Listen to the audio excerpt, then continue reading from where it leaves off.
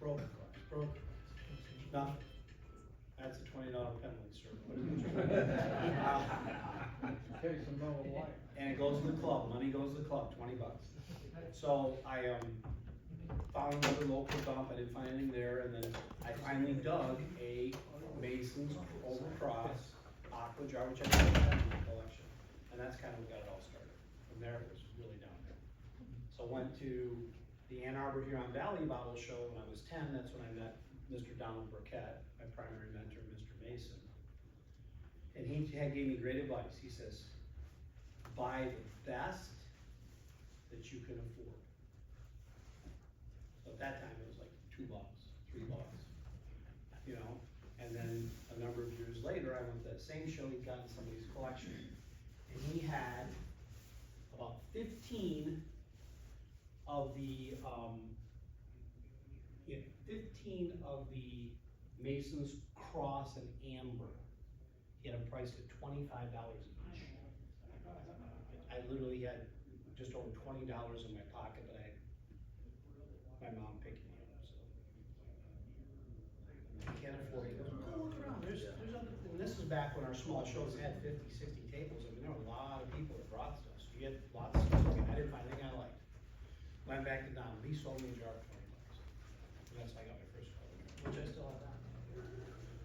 So when we talk about extremely rare, there's really, these are the primary reasons to kind of over. There's the number of known examples, like some of the jars that Joe showed, they're singular examples. So that makes them extremely, doesn't mean they're really expensive again, but they're extremely rare. Another reason is the specific embossing. So like the Fall University showed, there's certain jars that are extremely rare because of the embossing, the reverse CFJ and black. And then color. And color as it relates to mold number. So probably the thing I'm most known for in the hobby is I've infected most of you, or many of you, with what's on the base, what's on the base. It all starts with the base.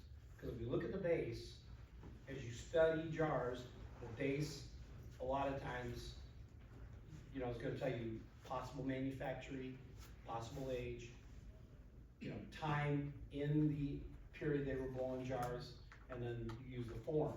And then that's the thing I've really studied hard now in the last 10 or 15 years is mold forms. And I coined the term semi-beehive. Like we had semi-Crowley towns, but like Don's letter P that ended up in Red Book, it was recorded for a long, long time as a beehive. I'd love for it to be a beehive. It's not. It's a semi-beehive. It's still early 1870s, late 1870s jar. Or I'm sorry, mid 1870s jar. Even maybe early, but it's not a beehive. And you'll see that in the pictures, the difference. And then the last one is a specific closure. Because like the Mason's Union, those jars are out there, but there's actually 3 variations of that cap. And so the cap makes the jar, the better the condition of the cap. So the Union jar in and of itself, half gallons are scarce, quarts are available. I like that term, they're not common, but they're available from time to time. But the caps, and Greg has one coming up, I'm promoting it again. He has one coming up in the next sale that has a fabulous cap on it. And that is I have a good cap, so I'm not gonna be really bidding hard on that, but that's if you're looking for a Mason's Union, that is a stellar world-class example. It's coming up. I don't know if I can use arrow keys or not. Yeah, okay, cool. Okay, and then jar size. Jar size doesn't matter. There are some jars, like, again, going back to Joe's presentation, that square ball that he had, there's 1 pint, and Joe says he knows of a half gallon. I've never seen one other than that pint. So, in size, in that case, has to be an exception to all rules. If you find one that embossing the square, it is extremely rare. You know, and I use the term extremely rare only for, say, jars there's 3 or less known examples. Because a very rare for jars from, you know, 5, half a dozen, handful or more, up to maybe, in the black Mason jars, maybe there's 20 examples of a particular HG code that are not cracked, badly damaged. So those are rare. Other than that, the term rare is grossly overused in all hobbies because people want to make it sound like it's more valuable, but it doesn't make it rare. But I'm hopefully going to educate you today and show you some jars that are truly rare to extremely rare, that the hobby has not necessarily recognized as such, but they are. and I can verify that from the number of major collections that I've been lucky enough and invited into their homes to see them, to handle the jars, and to photograph the jars for my book, my lifelong book project, which is at HGCS, HistoricalGlassCollectorsSociety.com. And it's like Redbook, it's an annual membership, and I keep adding data all the time. The winters are best for me, because during the summer I'm busy conducting typically estate coin and firearm auctions. So in this slide, I have an example of a true beehive, which they come letters A through E. I've never found an F, I've never seen an F, it's a true beehive form. Next one, the termite coin semi-beehive, and those start at the letter D, and they go through F. And then you get the Boyd's standardized form after that. All letters are known to exist in the Boyd's form. The bases on those, though, now that's where it starts to get, for me, very interesting and very frustrating for a lot of people. So if you want to build a letter run from A through Z, which everybody at some point that gets into mason patent jars thinks they want to do, that's awesome. It's a great endeavor, but there's only 2 of you that will ever complete the run A through Z. Okay, because there are 2 T's. There's a third that's been reported, but I don't think either of us ever verified it that it's true. Is there a third? Yeah, there's 2. And there's also a couple other letters in that run that, if you're trying to complete the run, it's gonna be really difficult to get. I have one of them here, and if you're wondering why I brought so much on NAG, it's probably my own damn fault. But this one, the letter N. Now you can get a letter N. You can get a ball-made letter N, cheater. You can get an N with no base embossed plate. But if you get an N with an L and W base embossed plate, it's pretty darn rare. I'm not gonna say extremely rare, but it is a rare jar. Okay, the other one that you are not going to get is the one that's photographed bottom, second one from the right, the letter K. I photographed that jar. It does have an L and W embossed on the base. Brendan would argue that that's the rarest of all of them, and I can't disagree completely, but it's equal with the letter J in a quart. If you have a J in your run, it's gonna be Afghan. If you've got a J L and W quart, raise your hand, and I wanna know where you live. You have a J? I believe so, yes. I have a picture of it on my phone. That's phenomenal. That's rarer than the letter T. That's a crazy great jar. I mean, like, I'm getting chill bumps, you tell me. Yeah, that's a phenomenal jar. So, and then this is an excerpt from my book, my online book, but I put in here and broke down the following letters of L and W base mark jars are very challenging. Some are extremely rare, and I try to rate them in order of rarity: J, K, L, M, N, P, S, and R. So, and that would really be the reversed R if you want to get, both of the R's are difficult. And then in the Beehive series, I told you letters A through D, and an E and an F. There's no letter E's been reported in a true beehive. So if somebody has a true beehive letter E, I'd love to know that. I'm pretty sure it exists. I don't think they skipped letters when they were producing the molds. Semi-beehives, A through P, Q and O and R and S have been reported. I photographed Jim Sears letter S, so I do know that exists. I have not photographed the R in the semi-beehive and the BP and Co base. They're all BP and Co's, and I've studied them now and proven that. Some do not have BP and Co on the base. There's one in my auction from a collection tomorrow night, a letter O. It does have some chipping, there's some staining. It is a truly rare jar, but it's a number base, and all of the BP and Co's, when they stopped using the Beck Phillips base, they actually went to a very, very tiny 3-digit number, and they're all in the 130s. But the ones that I photographed and have on my website, it's 135, 136, 137, exact same mold, exact same form, exact same mold post, exact same base size. It's a BP and Co. Those jars were made for BP and Co. And when BP and Co. ceased to exist, as Dave had said and Joe had said, and I'm gonna reaffirm, those cast iron molds that they were getting to make those jars were expensive to make, to produce. So when there's a dissolution of the company, even a fire, a lot of times those are in a warehouse, and cast iron takes severely high heat to dismantle, you know, make the molds unusable. So those assets then were put on a flatbed, train car, hauled away, whatever, cable car, and they were taken to another factory and they were bought and reused. So they couldn't go on using the BP and Co. like L&W, same thing after the fire. There's tons of L&W letters out there that are all just said plain base. If you put the letter G, I have 3 different ones, and you put them next to each other, the M's, the apostrophe, the spacing, they're exactly the same mold. So that is the L&W mold, with the L&W on the base, with the L&W removed, with the comma removed, and then I put a period. There's at least 3 changes in that one jar, they're all L&W. The only ones that are completely unidentified are the letters that are really small, A through F have been found, and the base is a larger post, and it's almost near flat. It's a transitional style jar, that taper transitional, but there's no number, there's no letter, there's nothing on the base. It's just a plain base circle. I suspect those might be Hero Glassworks, only because, again, the mold style of the lettering, the smaller lettering, and if you compare it to known Hero mark with a patent date and the number on them, they're eerily similar to the transitional Hero jars.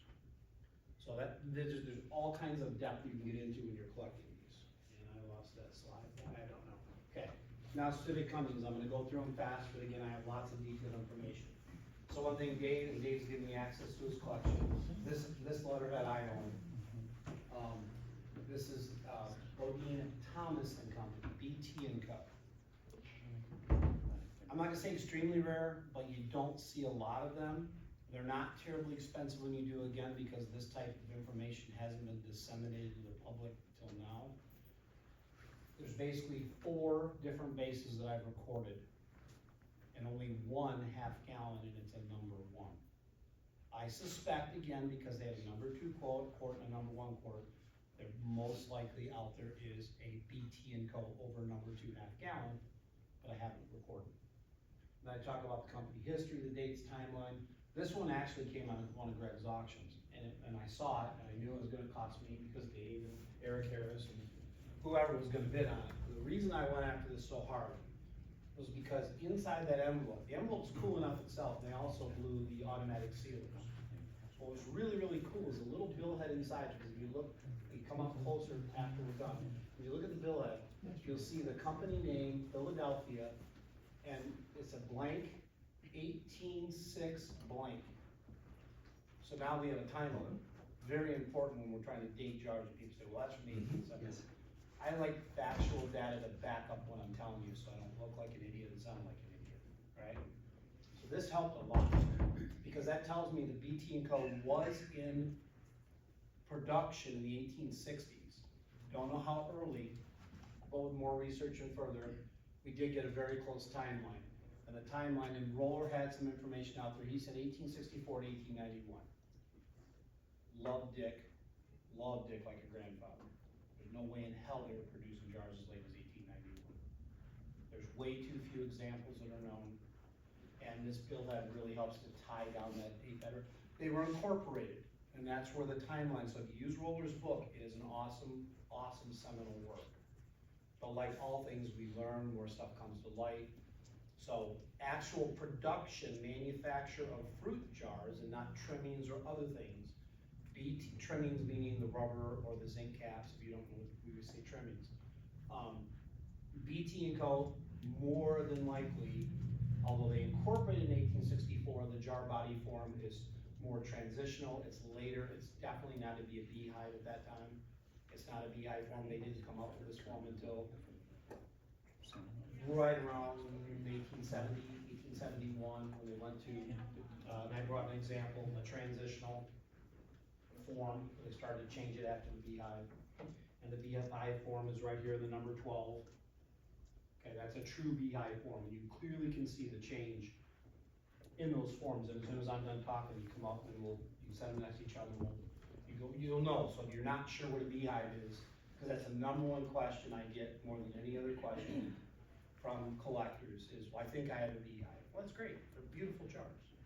And send me a picture, they send me a picture, and I'm like, okay, how do I tell them it's not a beehive? I don't wanna hurt their feelings, but I wanna educate them at the same time, so I did, on your guys' page, you guys posted that and saved it, so it's in advance. So in advance, there's actually, I think I did an hour and a half in my jar room, and I put Crowley Town, semi-Crowley Town, beehive, semi-beehive, transitional, and went through all the different timeline and explained why, not just this is not a beehive. So the 18 code, 1864 corporation date, so I'm saying mid-1860s, probably just into the Civil War, 65 till about 71, 72. Pretty short time. Didn't have a terribly long run. Next one's SR and Co, Southwick and Reed. A really fascinating thing about Southwick and Reed, I've never told anybody this, but if you didn't know, Reed Company in New York blew the first Crowley Town perfectly flat base jars. Not the arch, the straight line. The midget pine, which had earlier that really tiny mouth. I think there's one known cap that fits. Mine doesn't have the right cap. And then the half gallon, the 4-line half gallon. Again, crazy difficult cap. The jar is rare. Cap is virtually impossible. There's only a couple known correct fitting, maybe 3 of that cap that I'm looking for. So Southwick and Reed, 1865 to 1868. And SR, and that's S and R, no co. The ones that are actually harder to find are SR and Co. Southwick Reed and Company, and they existed from 1868 to 1870 in Clyde, New York. And that information came from the U.S. Department of Interior, that they had records for, I guess, tax records, I'm assuming. The same Reed that did the Reed jar? You mean the Reed patty jar? No, that's much later. The REI, no, the REID. Oh, no, different spelling, unless there's an error. Different. R-E-E-D, yeah, R-E, I know what he's talking about now. Yeah. I got a cap from one of those. All right, good promotional plug. So the Southwick and Reed, again, it'd take hours if I go too much detail. Southwick and Reed and Company were proprietors of Clyde Glassworks. That's documented factual data. During that time frame, and Roller also indicated that the manufacturer ER and Co. identified as Eli, E-L-Y, Reed and Company, who were proprietors of Clyde Glassworks from 1878 to 1880. And so a lot of these names, you'll start to get crossovers. The Pittsburgh district was really busy, lots of glass houses, and also New York State. There were areas there where had lots of silica, same with Jersey, southern Jersey, and they easily could get the raw materials they needed to produce jars in quantity. What happened is with all businesses, you had all these mutations and changes that occurred, where partnerships dissolved, they fought, legal battles. You know, well, I'm not working with you anymore, you're an a-hole. I'm gonna go over here, I'm gonna work with this guy. So these letters to me are like crazy cool to figure out who worked with who at what time period, L&W, Lorenz and Whiteman. See lots of that. How many have ever seen TW Co? How many people even know what TW Co is? It is. Wicked short-lived. Quartz reported, I've never seen it. I know 2 half gallons. And it's clearly embossed T period, W period, Co period. I mean, he might have been in business 6 months, a year, and done, gone. So after this one, we get into some of the other companies. I talked about Yarn Co already. What's that? W, William Co. ES and Co. Most likely it's Evans, Sell and Company, Pittsburgh, circa 1870s. Jars of this base marking seem to be few and far between, most likely very short-lived partnership between Evans and Sell. Now here's the one I referred to earlier, FH and FHL and Company. So we don't know who made that. Again, Heights, there's a whole bunch of manufacturers.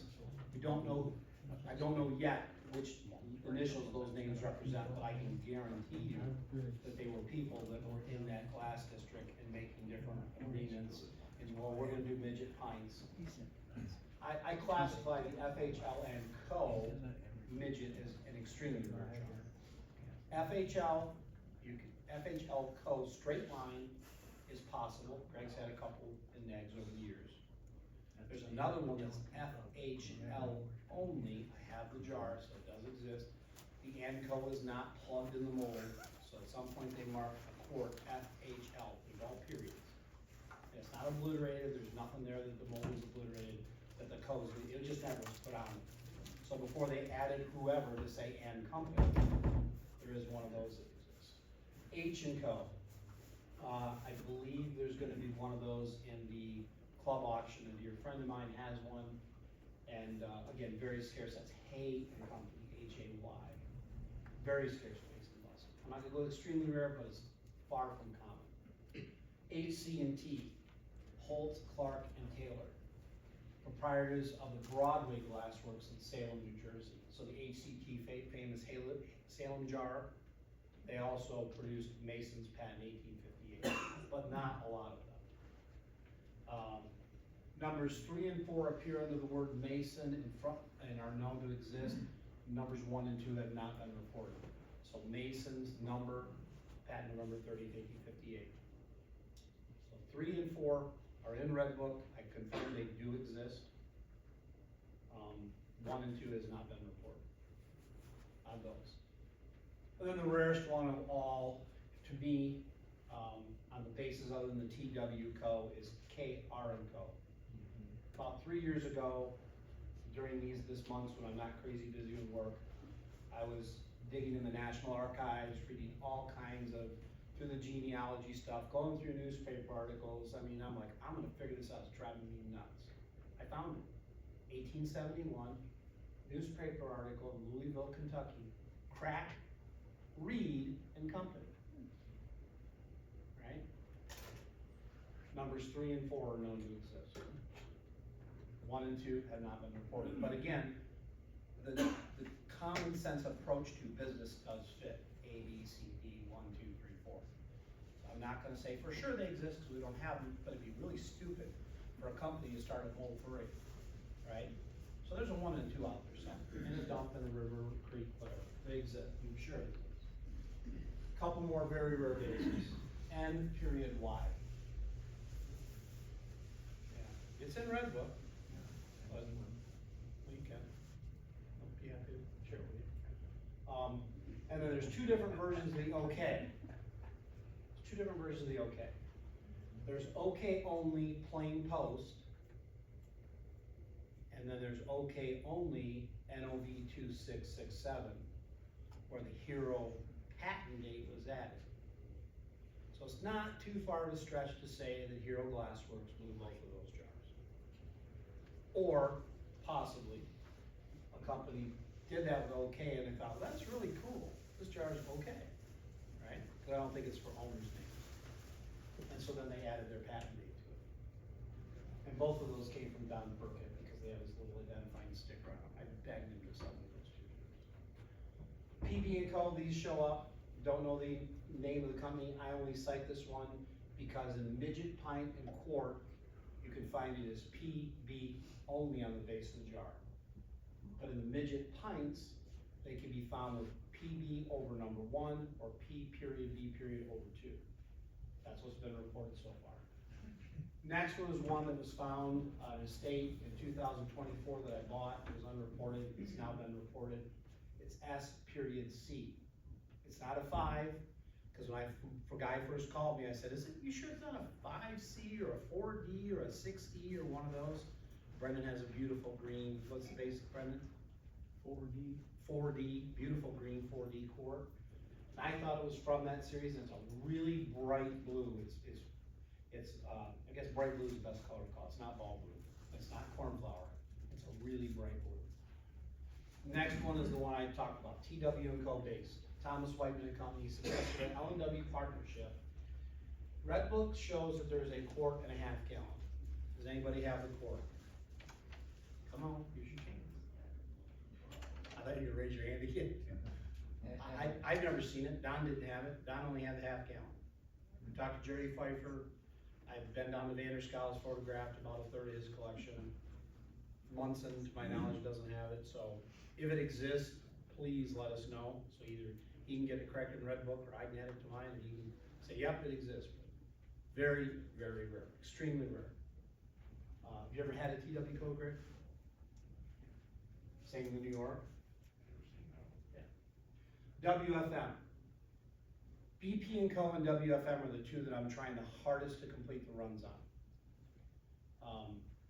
Because I want to solve the mystery. We know it's William F. Modes. We know that Pittsburgh. So far, there's been no letters that have ever been reported with a WFM base. WFM appears to have only made base marked jars from their company with numbers. The highest number so far that's been reported is 14. Number 2 through 12, I'm sorry, 12, I said that wrong. 2 through 12 have been reported to exist. The number 11 was discovered in 2020 to complete that. The number 1 is yet to be reported. It's gotta be out. Okay, here's just some other seldom seen base markings. Reverse backwards frank. That's only found on a half gallon. There's maybe 3 known of that. The triangle over, now that is not a reverse 2 for those of you that are that kind of people that are suspect. That's some goofy character that they did over that triangle. That was found on a midget pine. Most of those are triangle with a number above. I've seen them as high as 12 or 13, maybe 15 even. Don't know who made them. The 6 over the B with the diamond or fish logo, it looks actually like a Christian fish, Christ symbol. Don't know who made it, but it does exist. The B with the X, some people try to say it's Bixby. I don't buy that. They did shoe polish and other things. I have no paperwork. I don't think you have any paperwork that they ever made fruit jars. Again, don't know. The Gilberts, there's gonna be one in my auction in my room tomorrow night that somebody can sign. It's a pint. They're clear. Of the half 5, 6 that I know of, they are piss poor embossed. This one actually has decent embossing, and you can never read the Gilbert. You literally gotta like know that jar and that little dot in the middle. This one you can read the Gilberts on the base.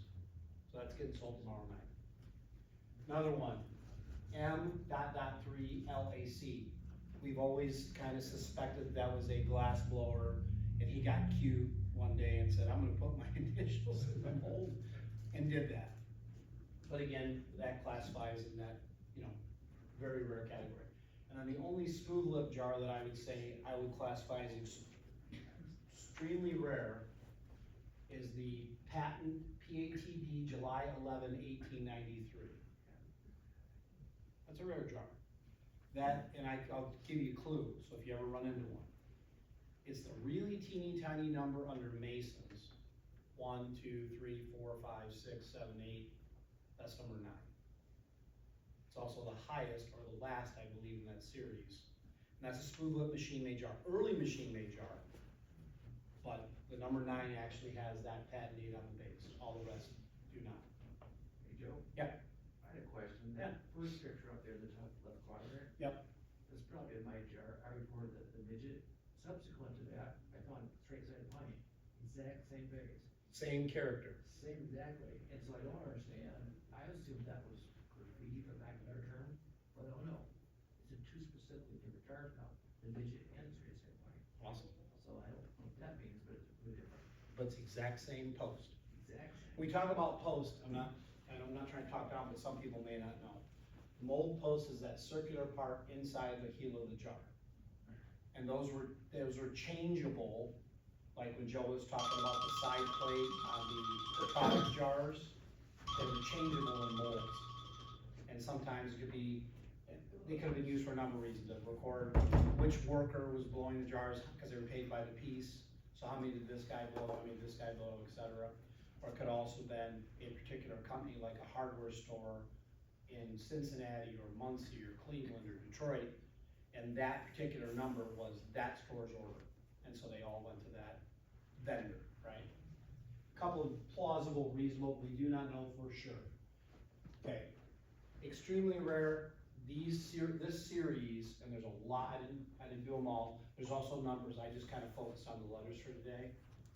These are in shield or in circle. So, the in circle below on front are known to exist letters A through E. A, B, C are all quart size that have been reported, and very few of these are known to exist, so there could be others. D, only 1/2 gallon has ever been reported. It does exist. And E, the pint size, there are currently, at least on my research knowledge, there's 2 known.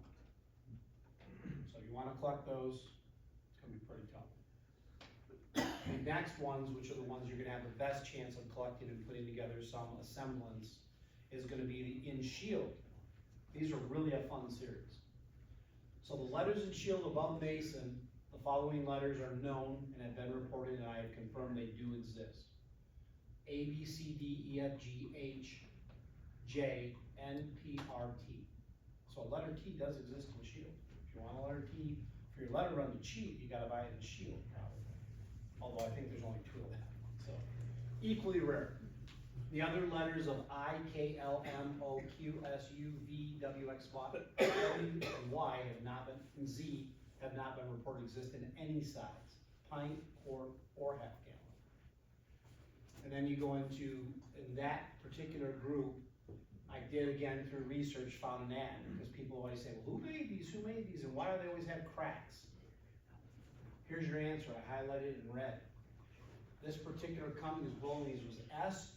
George Company out of Wellsburg, West Virginia. That's where those jars were being made. So now we know where they were made. And if you look where I highlighted in red, they were making them out of what the formula was flint glass. It wasn't soda glass, it was flint glass. And flint glass, if you go in, the nerd that I am, I had to do research to say, well, why the hell do these all have annealing cracks? Checks, pock marks, dings, they always have damage, right? You've had 1 or 2 ever that haven't had damage. And I think it's been the letter G, and it might have been the same jar both times. I didn't come back. I might have missed something on that one. Well, yeah. So, and tomorrow night, there's gonna be a letter C in our auctioning room. Reverse.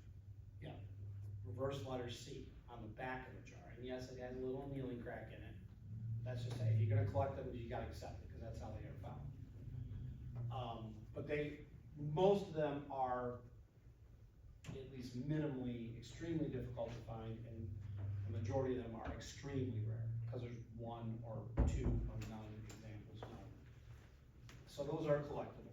The next group are extremely interesting. I think, I can't prove, but I think they were still blown by the same company. They have the exact same problems. The white, grayish cast to the glass is the same. The style of the lettering is smaller but similar. And those that are known is the C in the middle under Mason. At the very bottom of the jar, like the mold preventer, they have a number. The numbers that have been found so far are C/1, a pint and 1/2 gallon, no quart. C2, all 3. That's the only one that all 3. Oh, C2 and C5, a pint, a quart, and 1/2 gallon are known to exist. C3, only quart, 1/2 gallon, no pint. C4, only quart. C6, only quart. So, again, they're collectible, and the last 2 that I added, that was the collection that sold in North Carolina, and that was like in 2020, and we drove there, and these were not advertised. That's how rare, even the guy, he was a fruit jar guy, and these were not advertised in the catalog, they were in box lots. He had like 70 or 80 box lots, big fruit boxes packed with jars. I didn't get them cheap because there were other people there, maybe even 1 or 2 in this room that saw them and go, holy crap. But they do exist. Okay, now we're gonna talk about black jars. Tom Sproat last year talked about this a little bit.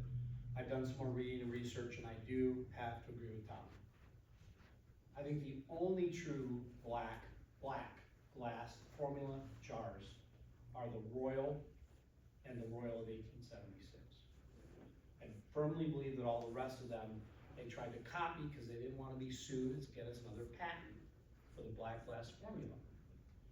And so other companies, namely Hemingway and whoever else was building these possibly for Hemingway, used amber glass or olive glass.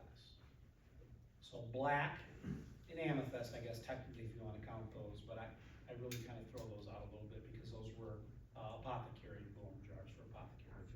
Yeah, the Hartels. We include them in the fruit jar category, but the overwhelming majority of those Hartels, overwhelming majority that exist, all have the original glass over label busted off of the jar. They chipped it off the jar. There's less than a handful of examples known that have the original glass label on the jar in gold, and every single one is an apothecary compound. So I don't know that they were ever truly made for candy. I think it was an apothecary item. So I didn't include those, but they do exist. So alluding to what we were talking about, so based on the research, the black formula was only used for the Royal, and then after that they used other colors. There are two other jars that a lot of times are called black, and one of them is here. The CFJs, there's a quart that's D172.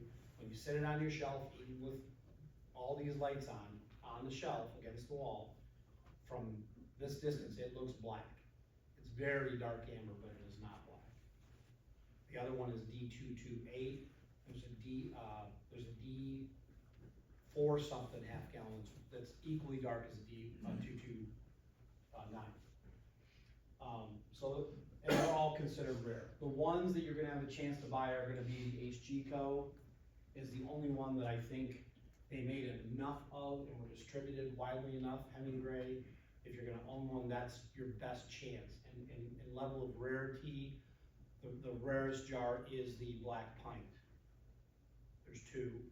You don't own more than two, Greg? Well, Two. Maybe three. That's why I asked, because I've heard that, but we don't. You know, I'm supposed to count three. Yeah, and one's disappeared. Or two. Right, me too. I don't know where the third one is, but it's probably still out there. And then would be the CFJ would be next. Then after that, strangely enough, it's the half gallon. Half gallon, extremely rare. And the half gallon has only been found in one mold, and it's reverse number 7 on the base. And then after the half gallon would be the Mason's patent number 1858, no logo. And then lastly would be the HG code. Again, all are quite rare. So then I decided I didn't want to bring all these jars, so I photographed them. Just because of weather conditions and not knowing, temperature change, I was just too afraid. So I photographed them, and if you have questions about them, I'll go through them. But you got the Mason disc commercer, half gallon, 2 known. There was 1 known until one showed up on eBay about 10, 12 years ago. Jim Sears called me, says, "You're gonna bid on the jar." I go, "Jim, if you're gonna bid on the jar, I won't bid on the jar." But I paid a lot for the one that I own, the only one known. I said, "I'm gonna protect my investment because I have zero fear that if I end up winning it, that I can't trade it for another great jar." That was my thinking. So I kept my word. Jim's a dear friend, Dr. Sears, and I said, "I will not bid against you." I think he won it for around $6,000, which was less than I paid for mine. But that's neither here nor there. But yeah, today that would easily fetch 10 plus. The next one, I thank Greg innumerable times, the OVG and that wacky green. When that jar came up, that was top 10 for me all time to want to own. It replaced the olive amber one because there's a few of those known. And I've seen them, but in that color, and I told him, of all the jars he's ever sold, that's absolutely in the top 5 best, rarest, craziest jars for everything, all the categories. Very small company, Ohio Valley Glass, Bridgeport, just crazy rare. The next one is one you could easily miss, you could possibly find in the wild. It's the Mason's Improved. Lots of variations and changes. Dave has a number in his collection, the Mascot, the Mascotti, there's all kinds of different variations. Every single one of these you're gonna find. You're gonna see the amber is the one you're most likely to find. But in the middle, under the word Masons, it's gonna be peened out trademark is gonna be gone, patented, PATD. This one's fully embossed. I know it too. The next one is when they remove the LG logo, LG Co. off of the jar. This one will be one that I would just call scarce in aqua. They exist in half gallon in aqua with a peen circle, pretty clear to see on them. Their molds, 2 and 4 and a half gallon have been found. I have not seen a quart with the circle on it. So if somebody has a quart, I'd love to record it. LG Co, lots of LG Co's, 12, 13 citron, 14 cornflower, and quart. But in circle, I don't know a quart. I assume it has to be out there. So those are some fun ones. Next one. Only known ball underscore 1895. Mason's patent 1858. That ended up in a dumpster in Okeechobee, Florida. Came from a former club member's estate. He moved down there. Janet and, help me. Come on. They're Jack long-term- Andrews. Andrews. There we go. Yep, Jack and Janet Andrews. Moved down there, Jack passed away, kind of fell off of the club, wasn't really staying in contact. He used to live up here in Muncie. And when he went there, took them all, his collection with him. So a lady that was a caretaker for Janet after Jack passed, lived 3 doors down. Nobody told her that Janet had passed. So I guess they have an estranged son that lives in Honduras, an expat. He wanted nothing to do with it. So he called the company in Okeechobee and said, clean out the house, get it ready, I'm gonna find an agent, I need it cleaned out in 3 or 4 days, throw it all in a dumpster, I want nothing. So in the house, they were boxed up, and I met the lady who pulled the jar out of the dumpster, she was at the auction. Janet had told her over the years, if there's anything you want, you're welcome to it, put it in a dumpster, so she went to the guy that was in charge of the company and said, hey, did you guys find any fruit jars? Well, you can understand the type of people that were cleaning out the house, right? I wanna be nice, my wife's Spanish, so be careful. They didn't care, I mean, they wanted to get their damn job done and move on, right? So they're dragging all this stuff out and throwing it in this big 40-yard dumpster. So she walked over and said, did you see any boxes? Oh, there's all kinds of boxes in there. Like, have at it, lady. Like, she thought she was nuts. Go get whatever you want. So she's in this thing dumpster diving, literally dumpster diving, and pulling out boxes. She said there were lots of broken jars. She knew nothing about fruit jars. Nothing. And so she gets all these, gets them out. There were Colson in here. Joe, how many jars were at that sale? A lot, 300? easily. Okay. And ephemera. And original ball paper books, which I let him buy some and didn't fight too hard for.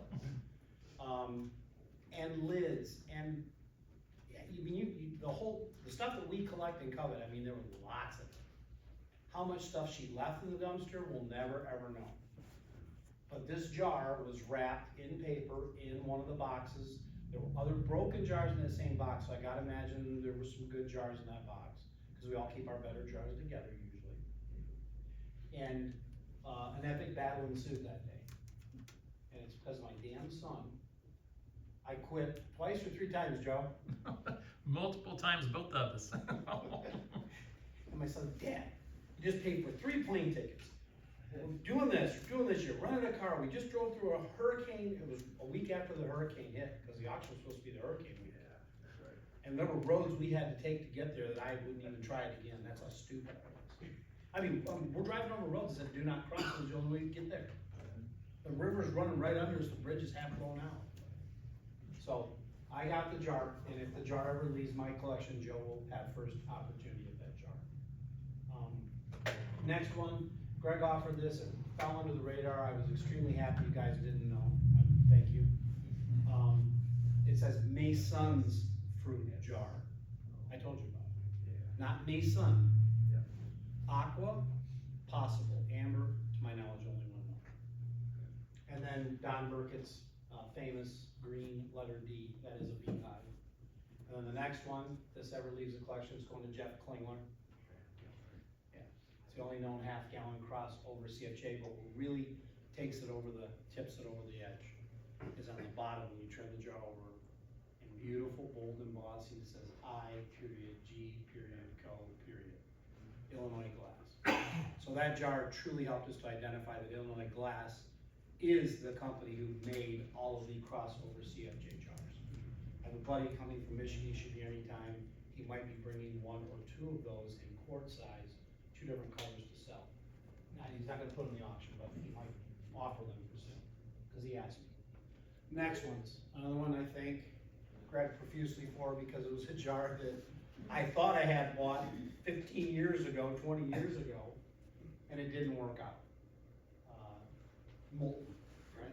Famous jar from the Molten collection. Crazy. 2 known, Daryl Plank and me. I called Daryl after I got it, and I said, Daryl, he says, what's up? I said, yeah, I saw you bought the green pine. I said, yeah, you can call it green if you want, it's a funky color. I said, but, I said, if I remember right, when I saw yours years ago at Indy, yours is mold number 2. He goes, yeah, it's mold number 2. But mine's mold number 1.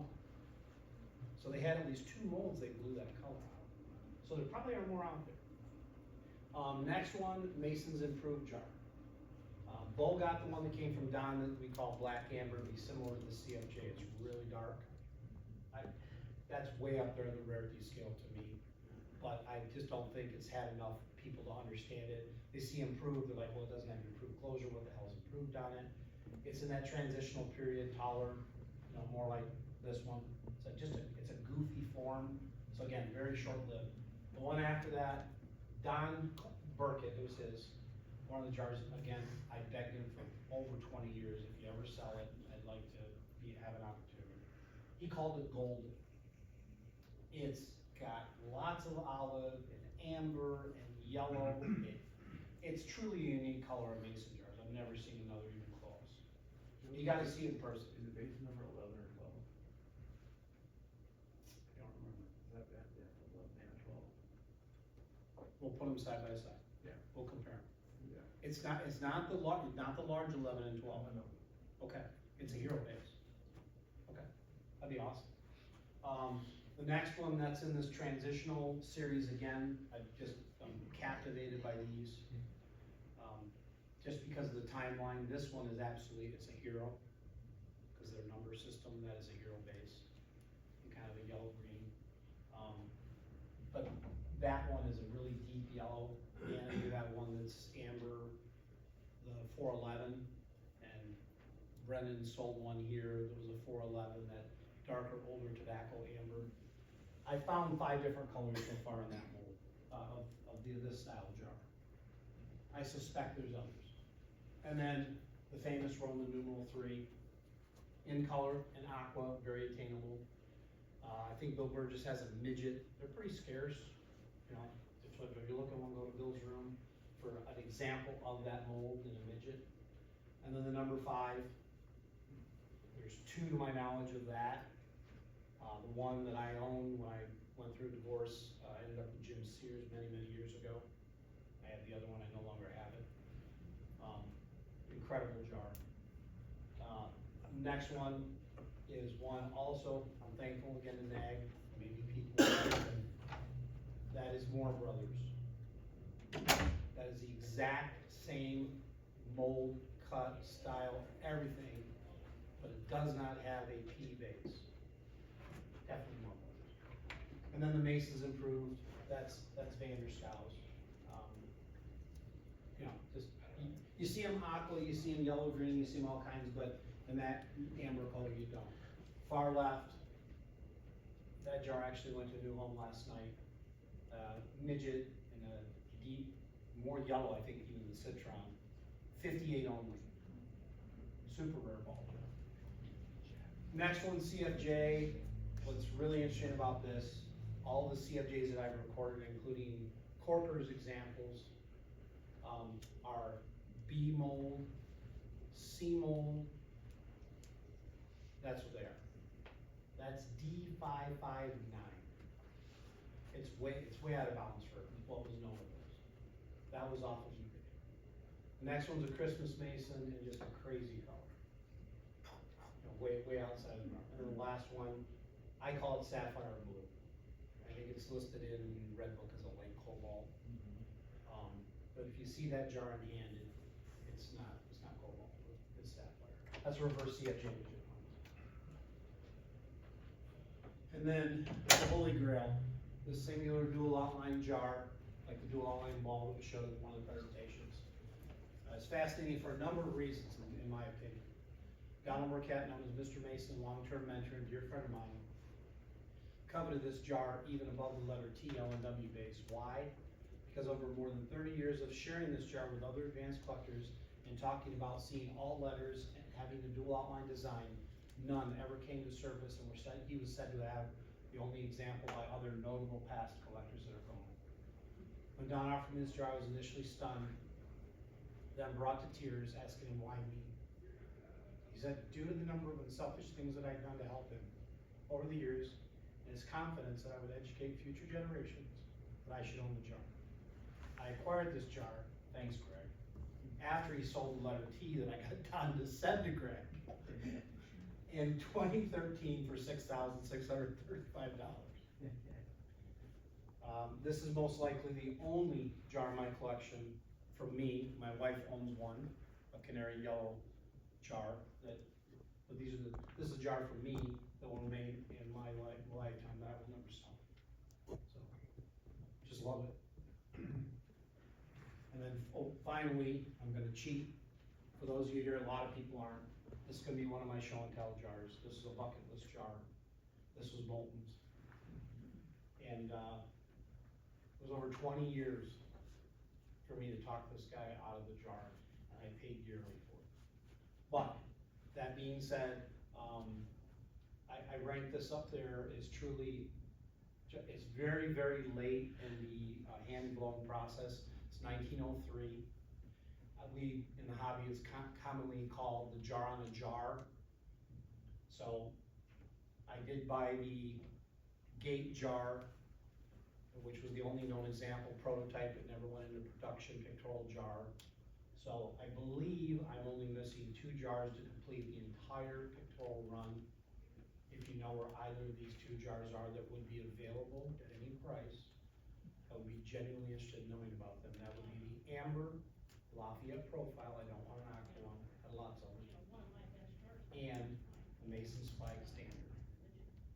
Those are the 2 that I need to complete what I believe to be every American pictorial jar. And then I want to do a display at like the National. That would be pretty cool. So, Sears.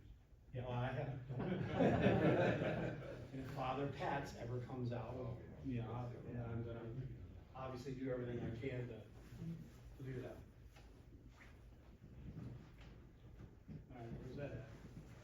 Oh, they gotta warm up. That's what's going on. So I brought these. You're welcome to look at them.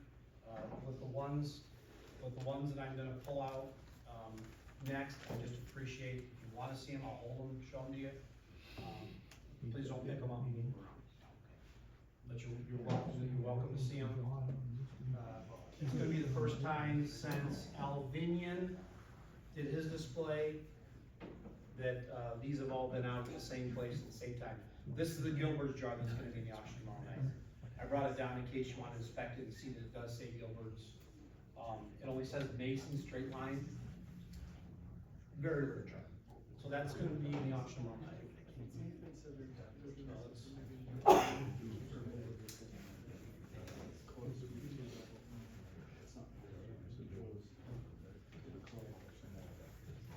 I apologize, it'll take me a minute, but I didn't want anything to go awry. So we were talking about the rarity.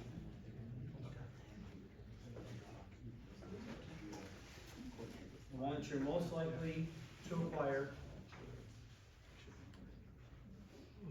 And Greg, when you look at this, I'm gonna tell you, this is the only one I've ever seen that I would just about bet my life on was never candid.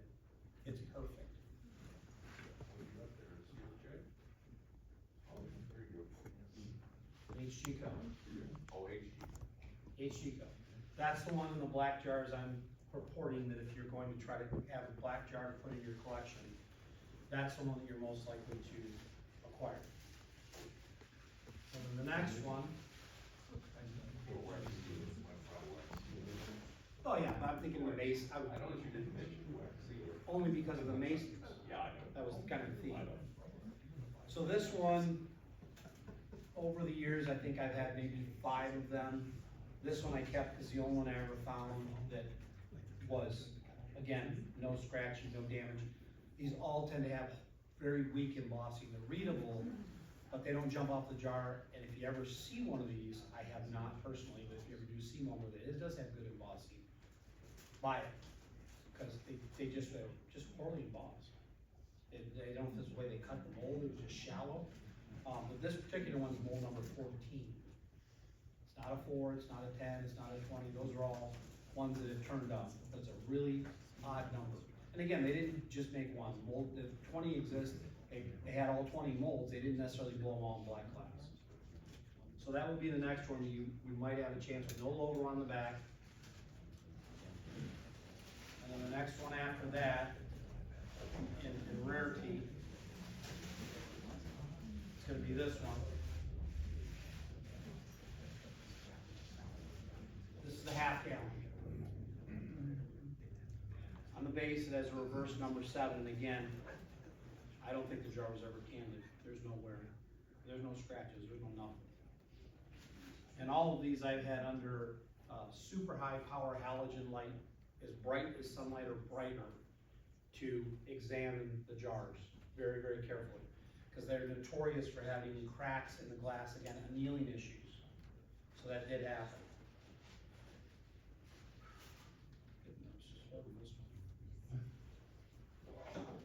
So this is another molten jar, and this would be part of my show and tell along with the jar on jar. And the reason the one in NAG did not bring more is because I already have this one secured. I'm telling the honest to God the truth. I was all over that. And Greg knew, and I'm sure you thought when I stopped bidding around 19 or 20,000, you're like, what the hell is wrong? Why is Merkel quit?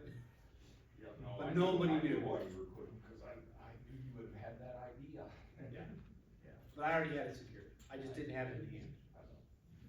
And so this jar, the jar on jar, and the HG cone that is now in Tom Sproat's collection, because I had one that virtually is flawless, all came from the Molten collection. And I bought them in one day. I drove 14 hours, stayed with 2 different very long-time friend jar collectors. And then I sat for an hour and a half inspecting that jar before I paid for it. Yeah, and it is spectacular. So, yeah. And I'll put this out, this will be the last time this will ever be in public unless I do a national exhibit. That will be the only way I'll ever bring this out. I do believe this is the holy grail of mason jars. Dual and letter G. So, and then the last one I'll say for the show and tell. So at least you get to see one thing new that I didn't put out. And that's it. Any questions? Joe, that, the tea jar that you, is that the tea that Don had? Yes, that's the one that Greg sold. I gotta tell you a story about that jar there. I'd love to hear it.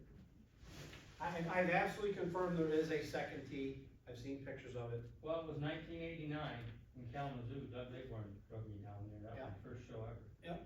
And Jerry McCann showed up and I was a new guy, so Jerry was wandering around, he said, hey, we gotta play a trick on Don.